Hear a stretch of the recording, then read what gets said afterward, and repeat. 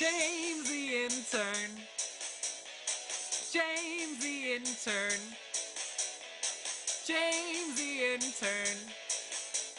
Hey guys, it's me, James, here with Broadway Spotted and Zakiya Young. And she is currently in StickFly on Broadway. We are super sad that it's closing, but we're so glad that we caught you before it does. Yes. When is the final play date? This Sunday, 7 o'clock is our last, actually 7:30. We have a 3 o'clock and a 7:30 show.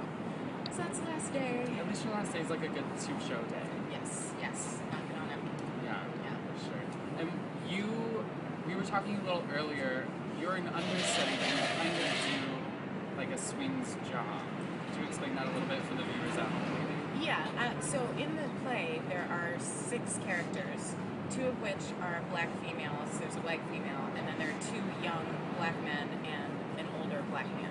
So they hired me to cover both of the black female parts, played by Tracy Toms and Condola Rashad. Which amazing. Is a task. Yes. But she's up for it. Bravo. It's like, thank you. It's like playing an 18-year-old and also a 27-year-old. So, you know, I had to get in, I had to learn everything. And Kenny, from the door, was like, how are you looking? Like, I thought I was doing good because I was like, oh, I have Tracy's part memorized after 2 weeks. He was like, well, what about the other part? And I was like, I started. He was like, no, you need to be ready by the first preview. And not only the lines, but that 10-year age gap must be hard physically. Yeah, because, you know, as an 18-year-old, you're less sure of your body, and especially, I've been this height since I was 14, so I remember that feeling of, oh, I kind of want to hide the womanly part, and then, you know, 27, like, you're in it, you're More grounded. Yeah. I feel like you know where you're going. Yeah, and at 18, you know, like, my voice is a little higher when I'm doing the Cheryl part, and then, you know, Taylor's a little more grounded and deep, you know. How is it doing StickFly? Like, it's a pretty emotional show. Mm-hmm. Is it draining on you? Yeah, it's funny because Tracy and I knew each other from Pippin. We did a workshop with that, and she warned me. She was like, this role is a beast. And it wasn't until I did a full run-through of her trapped by the end, I was wrapped in a Snuggie. And I had cried, and I was just so, like, worn out. And my hat totally went off to her because I was like, she does this 8 shows a week. And what a privilege it is to be able to dig deep. And then Cheryl's track, there's more of a gradual emotional climb, but that is draining in a totally different way. But like Taylor's character is like she just wears her emotions on her sleeve. How do you keep something so emotional fresh every performance? You know what? What's awesome is the cast is so open and we've all bonded. We really have become a family. And we actually like each other. Which is, you know, I mean, just being real. It sounds like such a funny thing to say. Yeah. But it's a good thing. Yeah. Not all casts like each other. Exactly. And it makes a difference. Like, you're happy to go to work and you completely trust them. And with such a small cast, that must be really important, the trust. Yes. Yeah, because, I mean, I'm playing Tracy's part, she's engaged. So I had to connect with Dule as well as Don, who's the understudy for the 2 men, and Mackay.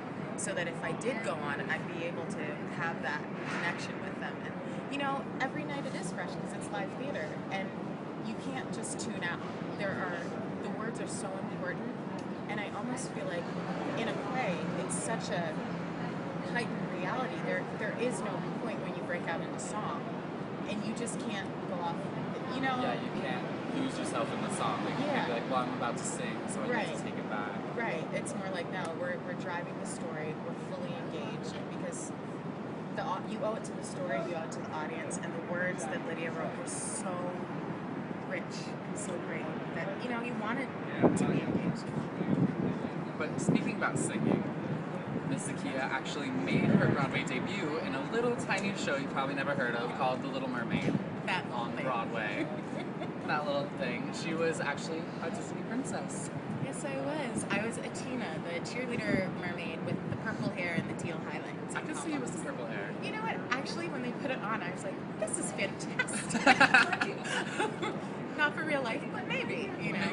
Maybe for next Halloween. Maybe next Halloween, Maybe next Halloween. Did you take the costume? I got to take my pom-poms, and they are in my apartment. Yeah, but I got it from an EPA. Go to EPAs and open calls. I did not have an agent. I had taken a break from the business because I was just kind of worn out. So for 2 years, I was gone. And I decided to get back into it. And the EPA was the second audition I did when I got back into it. And then 2 months later, I got a call from Tara Rubin's office asking me to come back in, and kept coming in and booked it. And I was just like, oh my gosh, I really thought that nobody cast for EPAs. No one casts for an EPA. That's definitely like the thing that people say all the time. An EPA is an equity principal audition. And that's really amazing. How was that audition process different from StickFly? And I turned around and I prayed. I was like, all right, I just want to do the best audition I can because I got one shot. Let me just make a connection with the reader. So I did the Cheryl scene because that was most difficult for me. And he said, really good, do the second scene. So I had a little costume change. That's a little secret. Like I wasn't in full costume, but you know, like when you're built as a woman and you're playing an 18-year-old, you gotta kind of dress strategically. So I had like a hoodie on.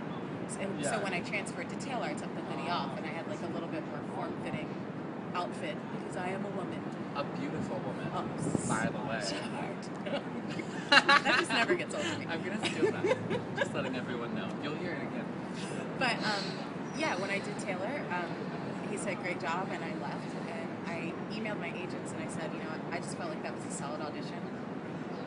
I'm not expecting anything more. So then at the end of the day, I get a call from my agent, and they said that I got it, and my unemployment was about to run out.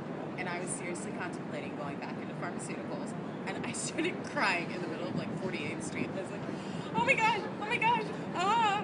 And I went to Westway Diner with my friend Michelle, and The Broadway Diner. yes, and we just started screaming, crying. Michelle Lookadoo, she was in Mermaid with me, and she knew the struggle I'd been going through, and it was just awesome that I got to transition to a play. I mean, such a transition too, from Little Mermaid to StickFly is like polar opposite. Jellyfish number 2 to StickFly. So it's just been great. I'm blessed. I'm a believer in fate, and I feel like everything happens for a reason, and God opened these doors, and I'm so grateful. So grateful. So some of you probably can't see, but she's actually wearing a really pretty little necklace that is a fly, a la the StickFly. Yes, our playwright Lydia Diamond gave these to all of the women in the cast. I just thought it was really cool. Like, who finds a blinged out fly? It's kind of amazing. I know. And also, little known trivia fact, she actually went to med school. So not only is she beautiful and talented, but she's also like super bright. Well, I was pre-med. I changed my mind. I saw that version of Cinderella with Whitney Houston and Brandy.